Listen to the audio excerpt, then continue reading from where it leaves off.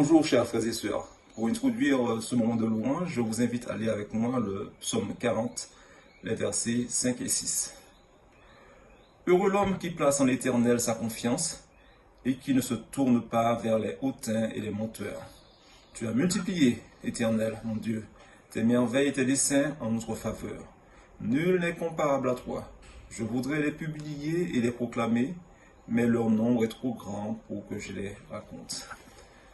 Quand les difficultés se dressent face à nous telle une montagne, que la peur cherche à nous envahir, quand notre lendemain semble compromis, rappelons-nous, chers frères et sœurs, que notre secours se trouve en l'Éternel.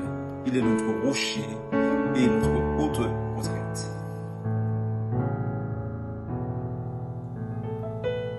Si la lune me glace et le soleil menace, Créateur des étoiles, mon secours est en toi. Si mes larmes ruissellent et que mon pas chancelle, Créateur de la terre, mon secours est en toi.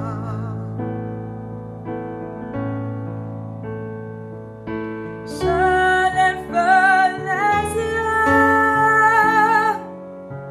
vers les hauts sommets.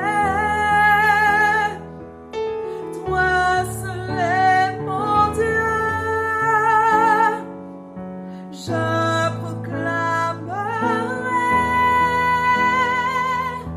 Toi seul est ma force. Toi seul me restaure mon secours est en toi.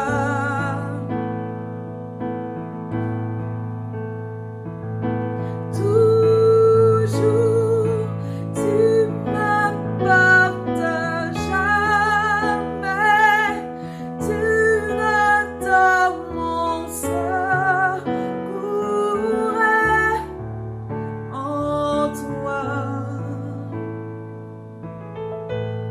Si la peur m'envahit et mon âme me charrie, Créateur de la vie, mon secours est en toi.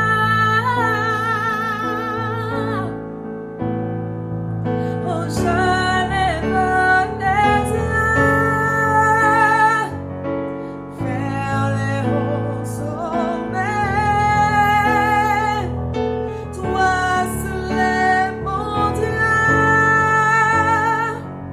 Je proclamerai. Toi seul est ma force. Toi seul me restaure mon secours est en toi.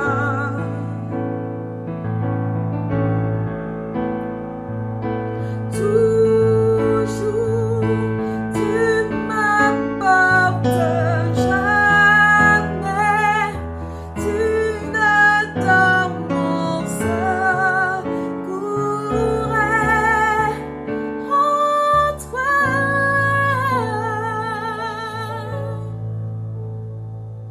Ta victoire, mon espoir, ton chemin, mon destin, ton salut, mon refuge, tout est en toi. Ta victoire, mon espoir, ton chemin, mon destin, ton salut, mon refuge, tout est en toi.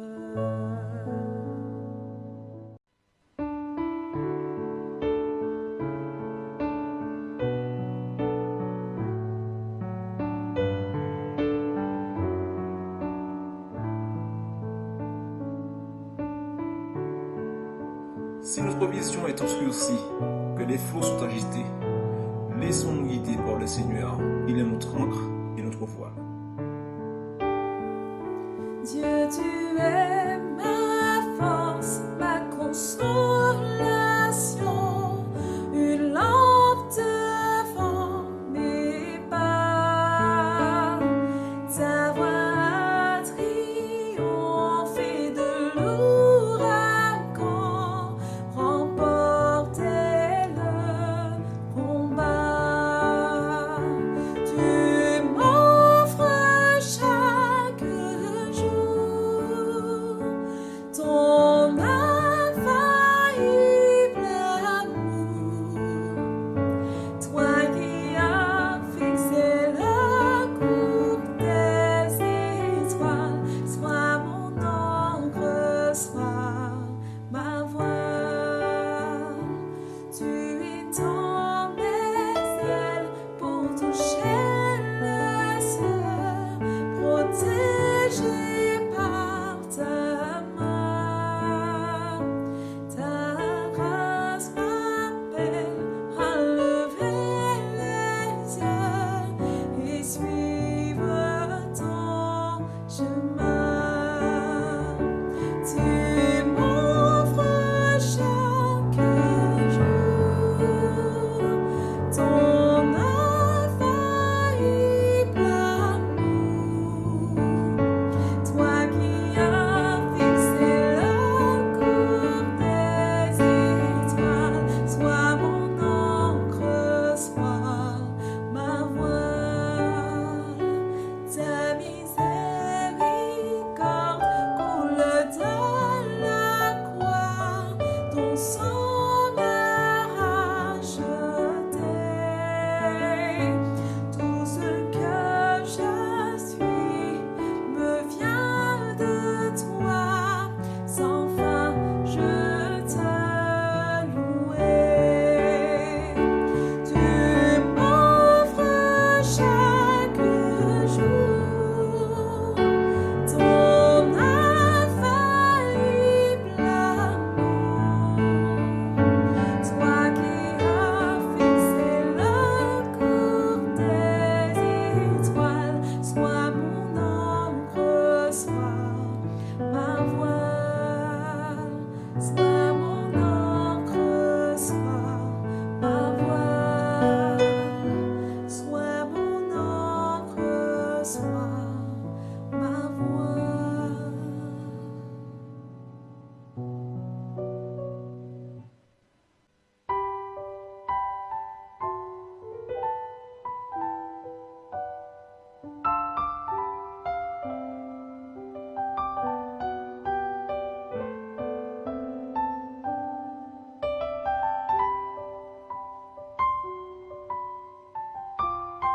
Nous arrive-t-il de réfléchir à ce que Dieu fait pour nous? Vraiment, qui est comme lui?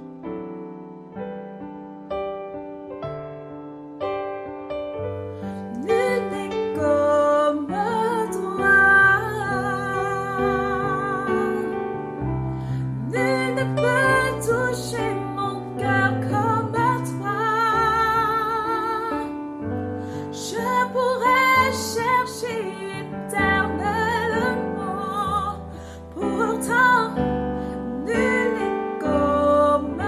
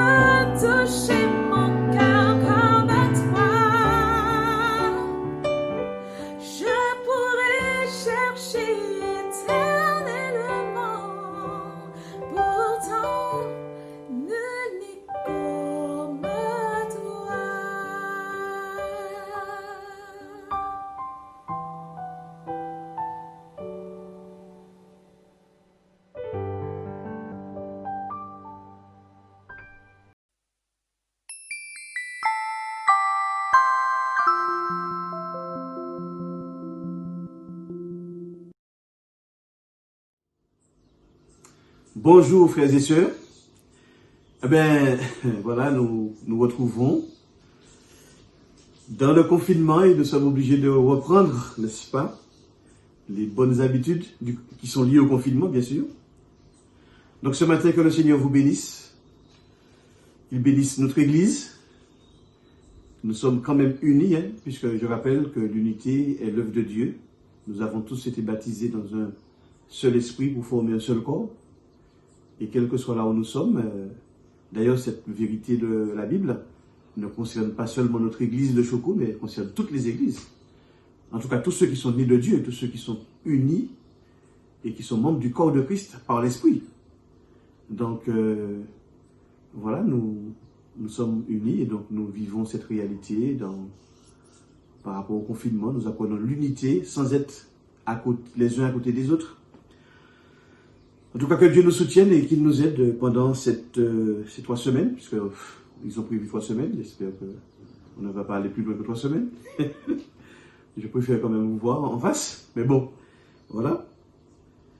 Donc ce matin, je voudrais conclure, puisque je vous rappelle que nous avons commencé la méditation du chapitre 2 de la 2e épître aux Thessaloniciens.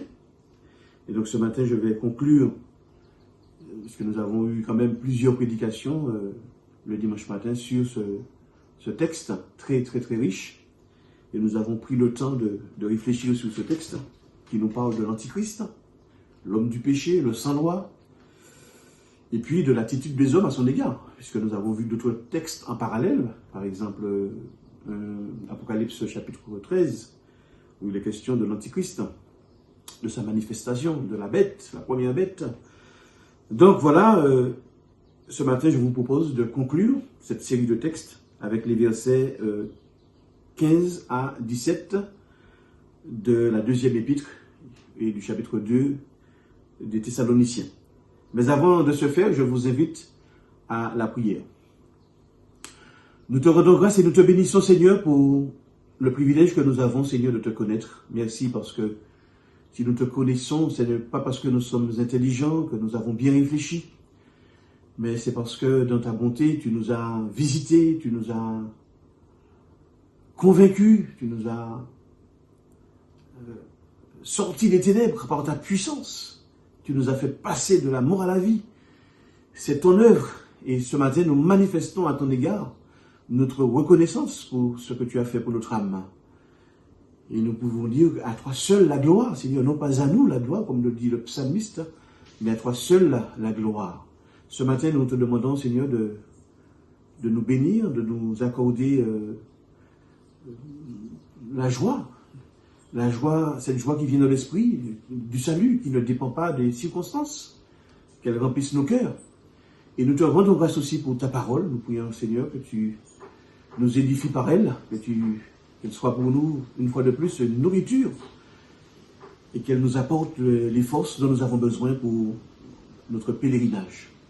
Donc, Seigneur, bénis-nous ce matin, bénis nos frères et sœurs, partout dans le monde. Glorifie ton nom et que ta bonne main nous accompagne pendant ces 3 semaines de confinement. Que ta grâce nous accompagne, que ta bonne main soit avec nous. Nous avons prié dans le nom précieux de Jésus. Amen. Donc, frères et sœurs, voilà, je vais quand même relire le texte de 2 Thessaloniciens chapitre 2, pour nous remettre un peu dans le bain. Alors, je commence au verset 1er. Pour ce qui concerne l'avènement de notre Seigneur Jésus-Christ et notre réunion avec lui, nous vous prions, frères, de ne pas vous laisser facilement ébranler dans votre bon sens, et de ne pas vous laisser troubler soit par quelque inspiration, soit par une parole, soit par une lettre qui semblerait venir de nous, comme si le jour du Seigneur était déjà là.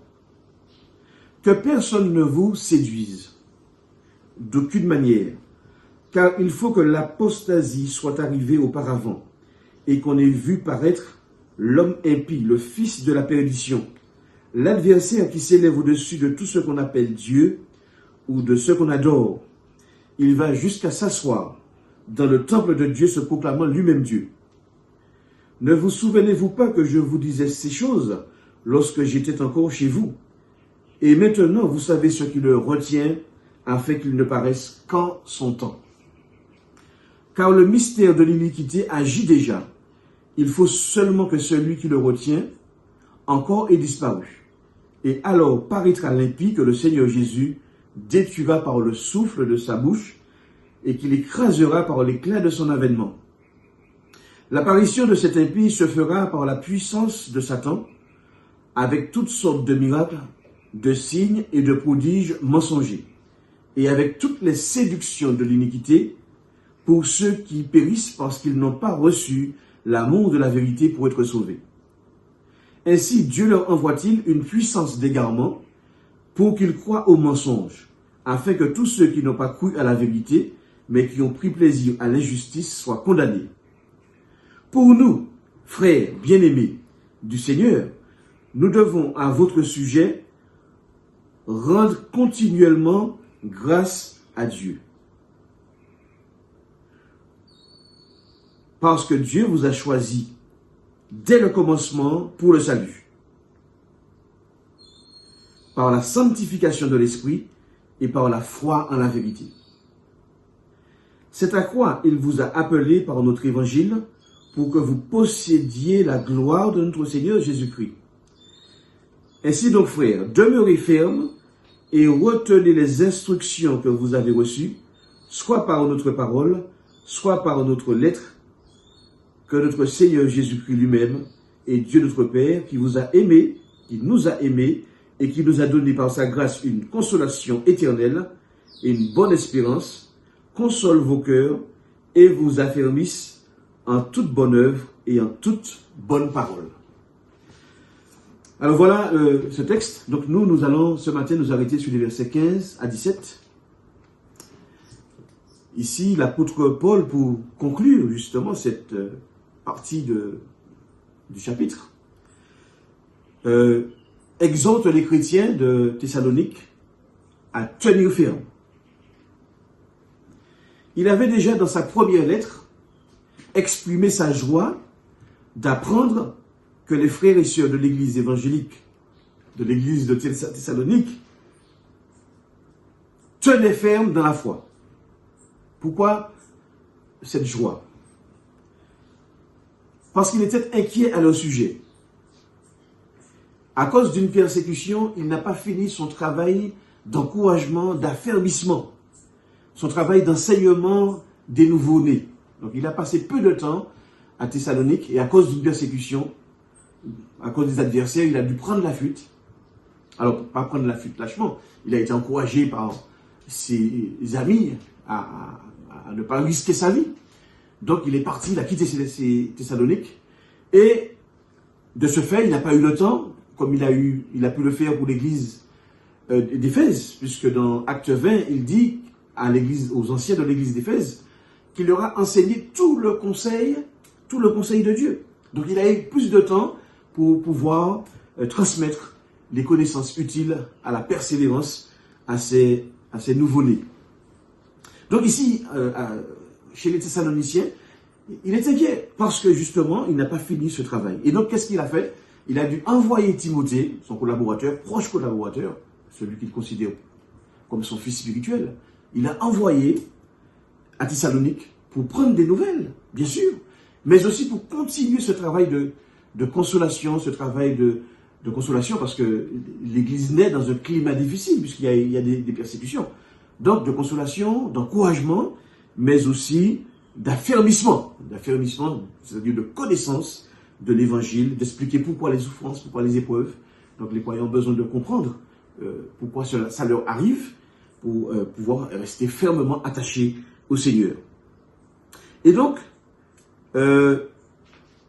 Timothée, quand il revient, quand il retrouve Paul, après quelque temps passé à Thessalonique, eh bien, les nouvelles qu'il apporte à Paul, eh bien, ces nouvelles font que Paul se retrouve dans la joie, dans la reconnaissance, dans la louange au Seigneur, parce qu'il a reçu de Timothée de bonnes nouvelles concernant la foi des Thessaloniques. Et surtout, voici ce que l'apôtre Paul dit au chapitre 1er et au chapitre 3 plutôt, et au verset 8 de la première aux Thessaloniciens. Paul dit: car maintenant nous vivons puisque vous demeurez ferme dans le Seigneur. Hein. Donc Paul se réjouit parce que la persécution n'a pas eu raison de la foi des Thessaloniques. Ils sont restés fermement attachés au message qu'ils avaient reçu et donc ils ont persévéré. On pourrait dire que le mot persévérance est un peu synonyme de tenir ferme. Hein. Tenir ferme, c'est aussi persévérer. Donc ils ont tenu ferme malgré la persécution. Donc ils ont tenu ferme dans la foi, dans l'espérance et dans l'amour. L'apôtre Paul souligne ces 3 points dans la première épître, mais aussi dans la deuxième. Hein. Paul parle de la foi, de l'amour et de l'espérance chrétienne chez les Thessaloniciens. Alors, ils ont tenu ferme dans la foi. Qu'est-ce que ça veut dire? Ça veut dire qu'ils sont restés fermes dans l'enseignement que Paul leur a apporté sur l'œuvre que Jésus a accomplie pour le salut de l'humanité. Paul a prêché l'évangile. Donc certainement, Paul a annoncé la situation de l'humanité devant Dieu, la gravité du péché, le jugement de Dieu qui vient. Et Paul a aussi annoncé ce que Dieu a fait pour que les hommes échappent au jugement, pour que les hommes soient sauvés, ça veut dire soient hors de danger par rapport au jugement qui vient. Et donc, les Thessaloniciens ont cru, ils ont mis leur foi dans le message de l'évangile. Dans ce message, évangile qui veut dire bonne nouvelle, dans cette bonne nouvelle de ce que Dieu offre le salut, de ce que Dieu offre la grâce, le pardon des péchés, c'est-à-dire la justification à ceux qui mettent leur confiance en Jésus. Et la persévérance, et le fait de tenir ferme, c'est le fait de rester attaché à cette bonne nouvelle. C'est pas y croire quelques jours et puis ensuite renoncer, abandonner. Nous avons vu ça quand nous avons parlé de l'apostasie. Et donc, ils ont tenu, ils ont résisté, malgré la persécution, ils sont restés attachés à ce message de l'évangile. Parce que Paul a prêché l'œuvre objective, tout ce que Jésus a fait pour notre salut, mais il a prêché aussi, certainement, l'œuvre subjective, le Saint-Esprit qui vient nous mettre au bénéfice du salut, le Saint-Esprit qui nous scelle en Jésus, et le Saint-Esprit qui est venu aussi pour nous aider à progresser dans ce qui est agréable à Dieu, dans la sainteté. D'ailleurs, l'apôtre Paul le dit, nous en avons parlé à la dernière prédication que nous avons eue sur le sujet, puisque l'apôtre Paul parle de ce que, au verset 13, je relis le verset 13, « Pour nous, frères bien-aimés du Seigneur, nous devons à votre sujet rendre continuellement grâce à Dieu, grâce à Dieu, parce que Dieu vous a choisi dès le commencement pour le salut, par la sanctification de l'Esprit et par la foi en la vérité. Par la sanctification de l'Esprit. » Donc c'est l'œuvre subjective. Dieu a scellé ceux qui ont cru, ceux qui ont mis leur foi.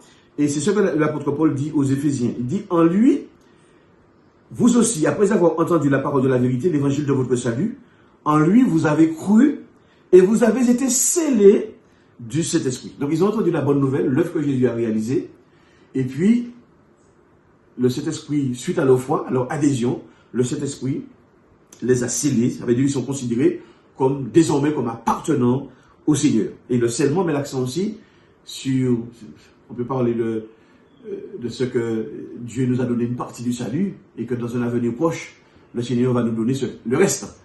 Nous attendons le reste. Mais en nous scellant, c'est comme si Dieu s'engageait aussi à nous donner le reste.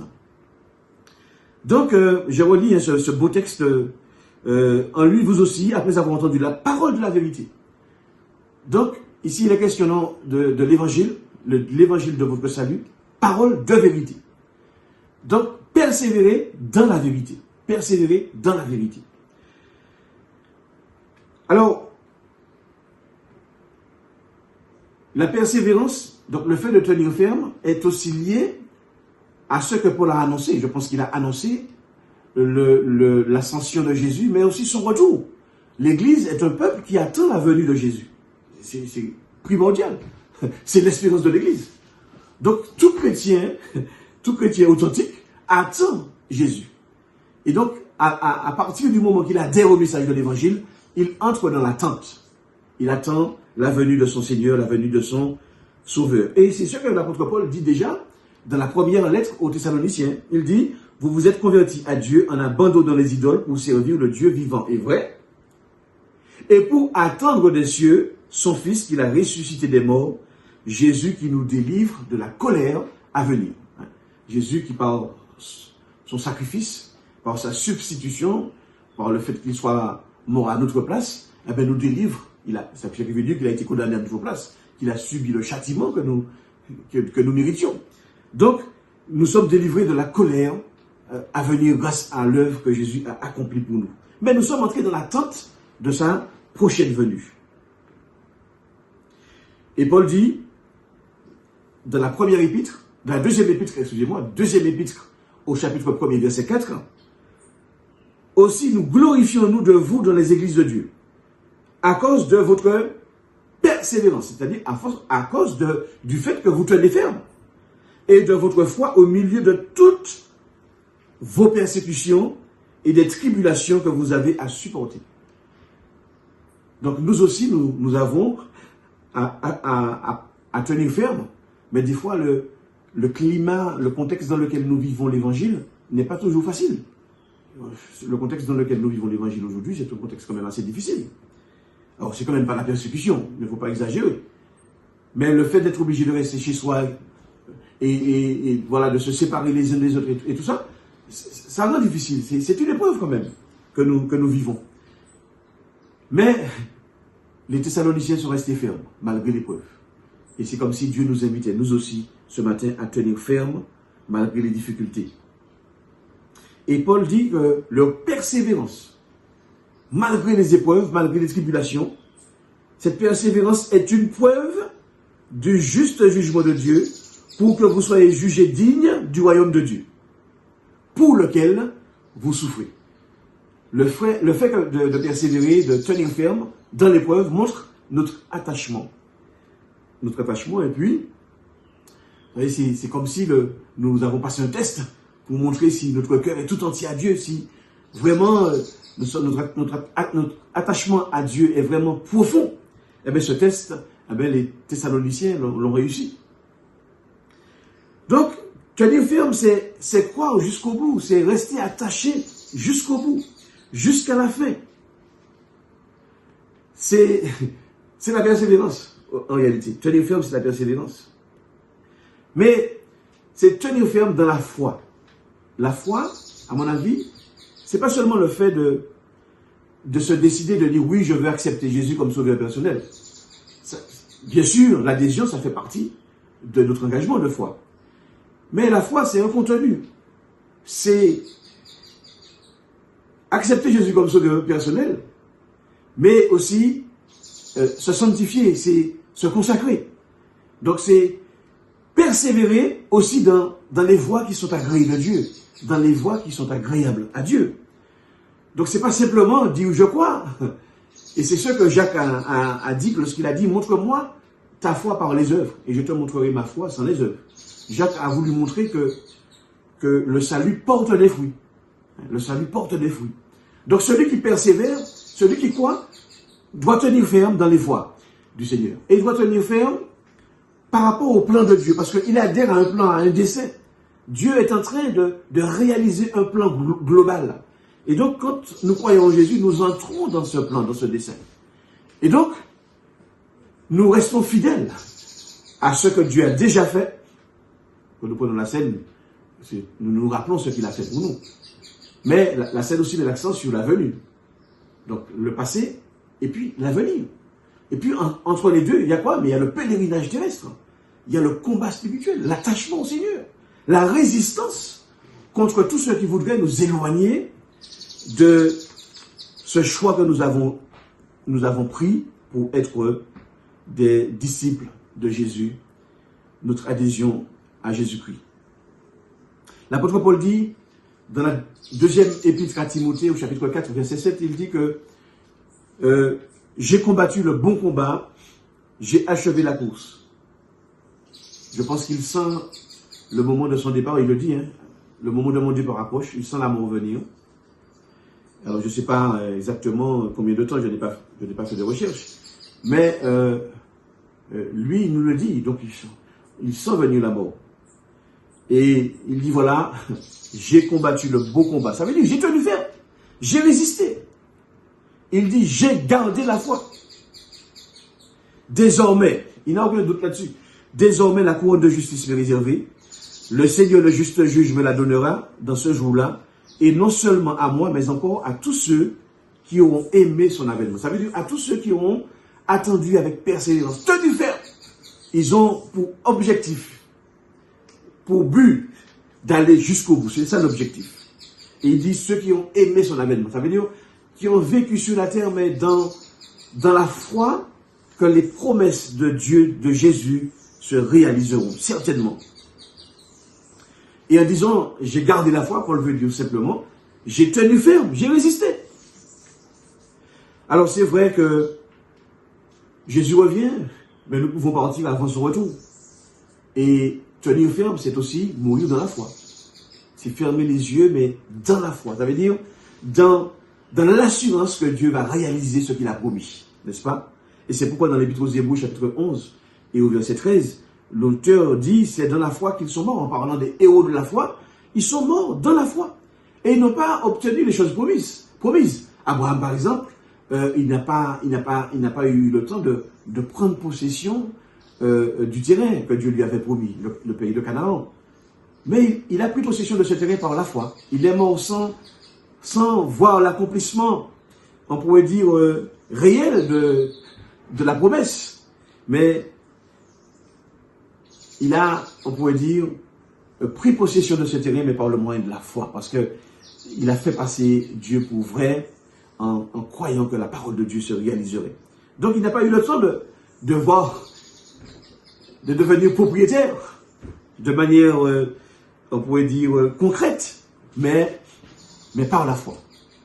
Il a pris possession de ce territoire parce qu'il sait que Dieu réalisera, Dieu est fidèle et que Dieu réalisera ce qu'il a promis. Nous aussi, nous pouvons mourir sans voir l'accomplissement des promesses. Beaucoup de chrétiens sont morts dans la foi en Christ. Mais pour le moment, Jésus n'est pas revenu. Parce que Dieu a ses plans, Dieu a ses desseins, Dieu fait les choses d'après ses plans. Et donc, les choses se réaliseront au temps convenable. Et comme Habakkuk le disait, ou que Dieu lui disait, si la promesse tarde, attends-la parce qu'elle s'accomplira certainement. Si elle tarde, mais Dieu n'est pas en retard, je le pense, comme le dit l'apôtre Pierre, 2 Pierre 3, Dieu n'est pas en retard, mais il use de patience, ne voulant pas qu'aucun périsse, mais que tous parviennent à la repentance.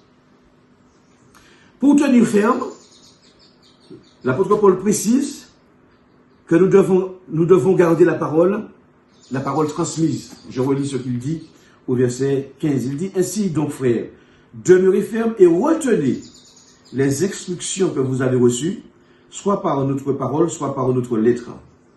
Donc, retenez les instructions. Et puis, au verset que j'ai lu tout à l'heure, le verset 13, il est dit, parce que Dieu vous a choisi dès le commencement pour le salut, par la sanctification de l'esprit et par la foi en la vérité. Donc, il y a un lien entre les deux. Surtout que nous avons vu que l'Antichrist va tromper le monde par le mensonge. Alors, bien sûr, il va accomplir des actes miraculeux, spectaculaires, mais l'objectif, c'est de faire passer un faux message, de se faire passer lui-même pour ce qu'il n'est pas.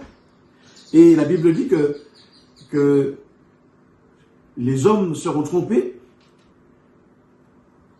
ils seront séduits, parce que Satan est présenté, et l'Antichrist, qui est instrument entre les mains de Satan, va séduire la planète tout entière.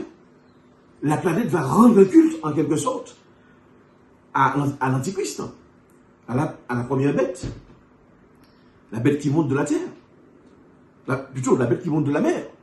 La bête qui monte de la terre, c'est le faux prophète. Donc, pour éviter justement de se laisser piéger, de se faire prendre, eh bien, il n'y a qu'une solution, c'est l'amour de la vérité. La Bible dit qu'ils n'ont pas eu l'amour de la vérité.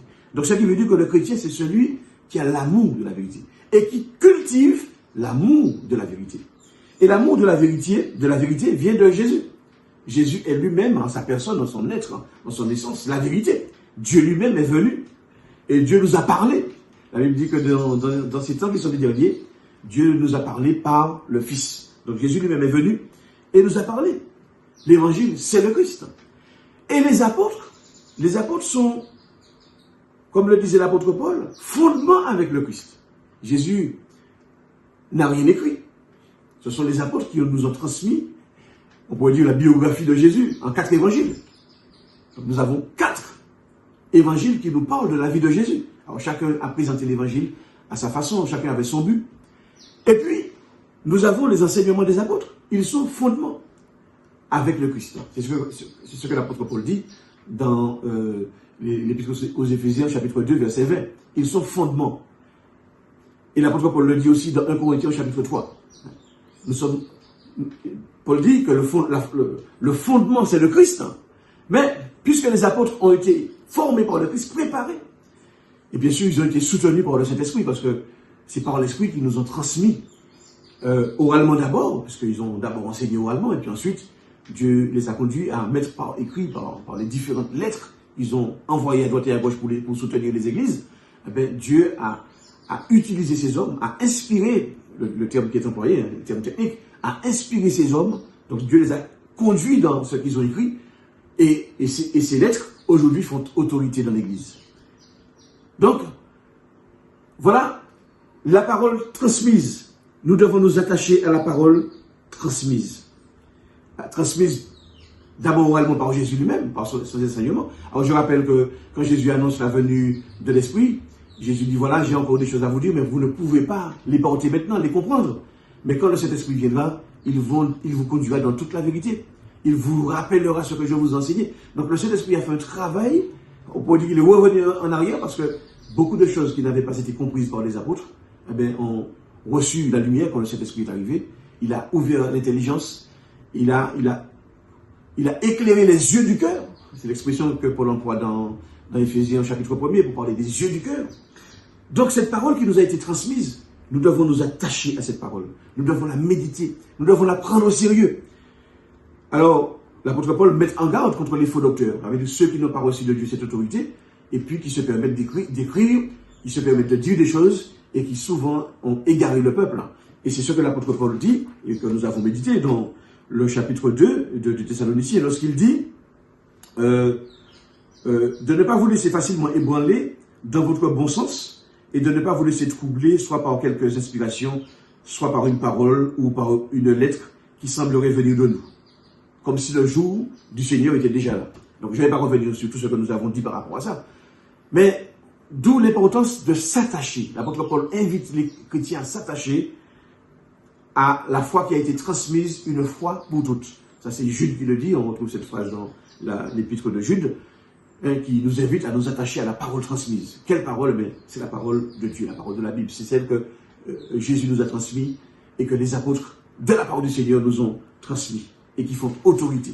Attachons-nous donc. Donc ce qui veut dire que ici l'apôtre Paul nous invite à la méditation régulière, à l'étude quotidienne de la parole. Et puis aussi, la Bible dit que Dieu a donné des pasteurs, des docteurs, des gens qualifiés, qu'il a qualifiés lui-même pour notre instruction. Donc nous devons aussi recevoir l'instruction qui vient du pasteur, et le pasteur lui-même doit recevoir l'instruction qui vient des théologiens, des hommes de l'Église que Dieu a lui-même qualifiés pour nous former, pour nous permettre d'aller plus loin dans la connaissance, de progresser. Et nous avons tous à progresser. Le pasteur fait progresser l'Église, mais les théologiens, les docteurs en théologie et d'autres professeurs nous font aussi progresser dans notre connaissance. Puisqu'ils nous interprètent la parole de Dieu. Ils traduisent les choses difficiles à comprendre. Voilà. Donc c'était très important pour nous de persévérer dans la vérité. Ils ont mis leur foi dans le mensonge. Ils se sont laissés piéger parce qu'ils n'ont pas eu l'amour de la vérité. Nous devons avoir l'amour de la vérité. Et c'est malheureux de dire ça. On voit souvent des chrétiens qui négligent les enseignements, qui ne viennent plus en études bibliques, qui n'accordent pas une grande importance au fait de se retrouver en études bibliques. Et même des pasteurs, des fois, peuvent préparer leur enseignement avec négligence. Mais nous devons prendre au sérieux le fait de transmettre des connaissances. Parce que je crois que c'est capital, que c'est très important pour nous d'apporter un enseignement consistant à l'Église. Donc, voilà, nous devons persévérer dans l'enseignement. Pour tenir ferme, l'apôtre Paul nous invite aussi à prendre les armes. Nous avons beaucoup parlé de l'Antichrist, puisque le texte concerne l'Antichrist. Donc nous avons beaucoup parlé de l'Antichrist. Et nous avons vu que l'Antichrist sera en quelque sorte le porte-parole du diable, un instrument entre les mains de l'adversaire. C'est dit très clairement dans Apocalypse au chapitre 12, lorsqu'il est question du dragon, et puis dans Apocalypse au chapitre 13, les versets premiers et suivants, où l'apôtre Jean montre clairement qu'il est un instrument du diable, que la bête qui monte de la mer sera un instrument entre les mains du diable. Donc le diable, il est déjà à l'œuvre. Un jour, il se manifestera de manière puissante, comme il ne l'a jamais fait. Mais il est déjà à l'œuvre. Et c'est pourquoi l'apôtre Paul nous demande de prendre toutes les armes de Dieu. Il nous demande de nous équiper pour tenir ferme. Et pour tenir ferme, il nous demande de nous équiper de Dieu. Prenez les armes de Dieu, prenez l'armure de Dieu. Donc de nous équiper de Dieu lui-même. Et c'est dans la première épître de Pierre, au chapitre 5, verset 8, il dit « Soyez sobres, veillez votre adversaire, le diable, rôde comme un lion rugissant, cherchant qui il dévorera. Résistez-lui avec une foi ferme. » Résistez-lui avec une foi ferme. Il cherche qui dévorer. Il est déjà à l'œuvre. Et c'est pour cela que nous devons prendre les armes de Dieu. Paul dit, revêtez-vous de l'armure de Dieu, afin de pouvoir tenir ferme, on retrouve l'expression ici, contre les ruses du diable. Les ruses, les tactiques, les manœuvres. Le mot grec ici peut vouloir dire tout ça. Car nous n'avons pas à lutter contre des êtres de chair et de sang. Les êtres de chair et de sang peuvent être des instruments entre les mains de l'adversaire. On n'a jamais vu l'adversaire. L'adversaire, très souvent, c'est par le moyen d'hommes qu'il agit. Mais nous devons voir que derrière ces hommes, il peut y avoir aussi les puissances qui sont à l'œuvre. C'est ce que nous dit ici l'apôtre Paul. Donc, pour dire que le combat est un combat spirituel. Car nous n'avons pas à lutter contre des êtres de chair et de sang, mais contre les puissances, contre les autorités, contre les pouvoirs de ce monde de ténèbres, et contre les esprits du mal dans le monde céleste. C'est pourquoi endosser l'armure que Dieu donne, afin de pouvoir résister, tenir ferme aux mauvais jours, et tenir jusqu'au bout, après avoir fait tout ce qui était possible. Et puis il commence, au verset 14, il dit, tenez donc ferme. Donc nous sommes appelés à tenir ferme, à résister. Alors c'est vrai que l'expression tenir ferme peut nous emmener à dire aussi que nous devons tenir ferme dans la sainteté, par exemple. Parce que nous pouvons nous relâcher, nous pouvons abandonner ce qui est saint, parce que nous vivons dans un monde tellement mauvais, le mal est présent partout. Et donc finalement nous pouvons lâcher prise dans la sainteté et nous laisser aller au péché à nouveau. Donc l'expression peut nous amener à parler de la sanctification, l'expression peut nous amener aussi à parler de l'amour, tenir ferme dans l'amour. Il y a des fois dans l'église, il y a des situations où c'est triste, parce qu'on voit que certaines personnes ont lâché. Ils ne tiennent plus ferme dans l'amour. Ils sont tombés dans la rancune, dans l'animosité. Ils s'entre-déchirent. Et pourtant, nous sommes appelés à tenir ferme. Et c'est pourquoi l'apôtre Paul loue les Thessaloniciens, parce qu'ils persévèrent dans la foi, l'espérance et l'amour. L'amour de Dieu, mais l'amour aussi les uns pour les autres. Et l'apôtre Paul d'ailleurs va les exhorter à progresser encore plus dans l'amour. Et l'apôtre Paul leur dira, ce que Dieu veut, dans la première épître, chapitre 4, ce que Dieu veut, c'est votre sanctification, votre consécration. Alors, prenez l'armure de Dieu. C'est pour dire que le combat, pour le fait de tenir ferme, ne peut avoir du succès sans Dieu. Cette fermeté dans le combat, cette persévérance, ne peut se faire que parce que Dieu est avec nous, que parce que Dieu est en nous. C'est Dieu qui va nous aider à tenir. Mais ça ne veut pas dire qu'il ne faut pas respecter les règles que Dieu a fixées pour notre édification, notre croissance. Parce que Dieu lui-même nous donne des recommandations.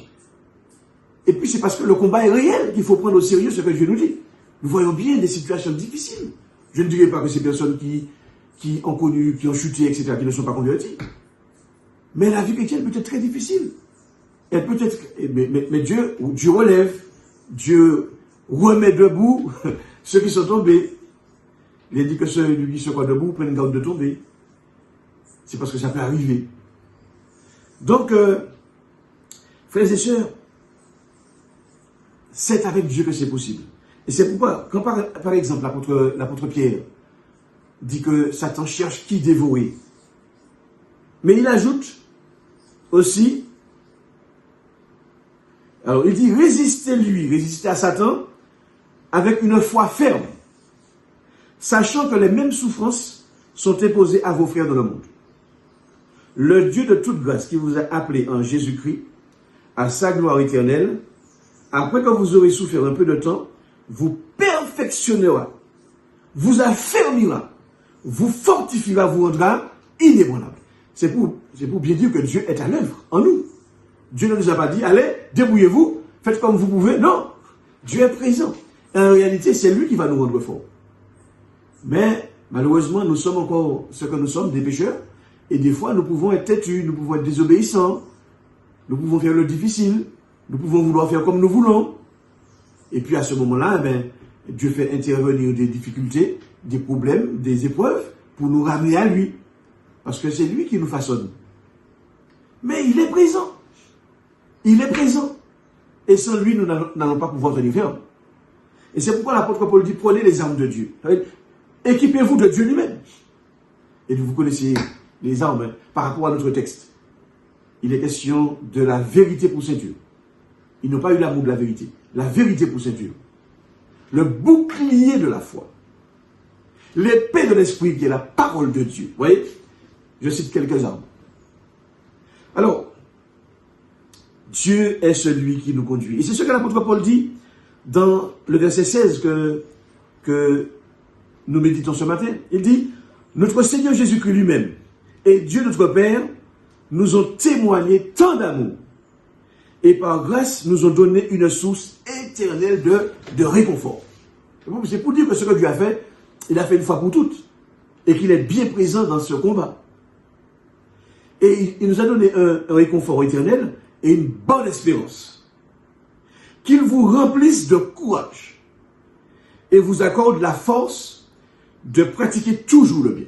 Vous accorde la force de pratiquer toujours le bien. En acte, Paul dit en acte et en parole. Pas seulement en parole, mais en acte aussi. Le problème que nous avons souvent, c'est le problème des actes. La parole, c'est vrai, c'est facile, ça sort facilement, mais pour faire ce que nous disons, c'est plus difficile. Mais Dieu veut nous donner ce courage, cette force. Il veut nous équiper, parce qu'il est en nous.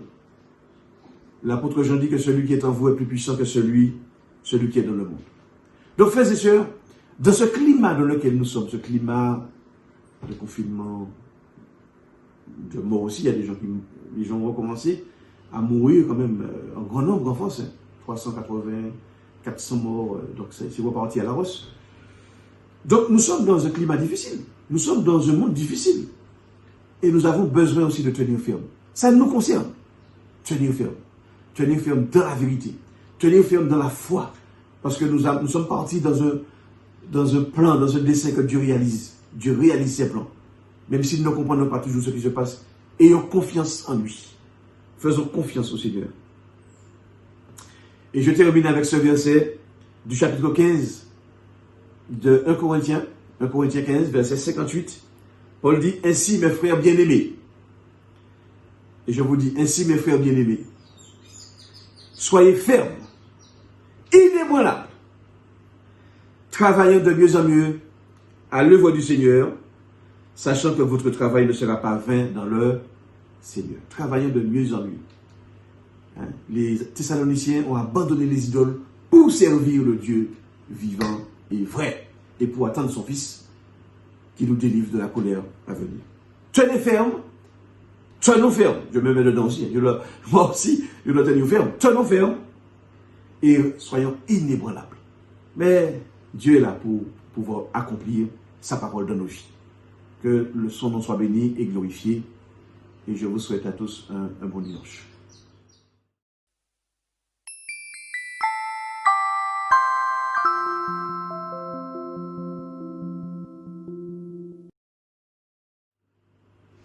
Frères et sœurs, je vous invite maintenant à la prière. Nous te rendons grâce et nous te bénissons, Seigneur, pour ta parole. Merci pour cette édification qu'elle nous apporte. Merci parce que c'est notre nourriture spirituelle. Et nous en avons tellement besoin, Seigneur, pour fixer nos regards chaque jour sur toi. Non sur les choses qui se passent sur la terre, mais sur notre Dieu, sur ses promesses. Donc merci, Seigneur, pour cette parole que nous avons méditée, c'est ce texte que nous avons médité pendant plusieurs dimanches. D'ailleurs, merci pour les forces que tu m'as données pour pouvoir transmettre ta parole. Alors Seigneur, voilà, nous te disons de bénir l'Église, de nous bénir par rapport à la fin des temps, on pourrait dire la fin de la fin des temps. Nous sommes à plus de 2000 ans de l'ascension et voilà, nous croyons que Jésus est près de nous. Et donc Seigneur, nous te demandons de nous bénir, de nous fortifier, de nous donner, de nous tenir en éveil et que voilà, notre Église soit unie dans ta parole, dans la vérité et aussi unie par les services que nous sommes appelés à nous rendre les uns aux autres. Donc les actes dans la parole, mais aussi par les actes. Et merci Seigneur parce que tu es présent dans nos vies pour nous aider à tenir ferme. Merci Seigneur. Grâce à toi, c'est possible. Nous le savons. Donc nous te rendons grâce et nous te bénissons pour ce que tu accompliras encore dans nos vies. Sois béni dans le nom de Jésus. Amen.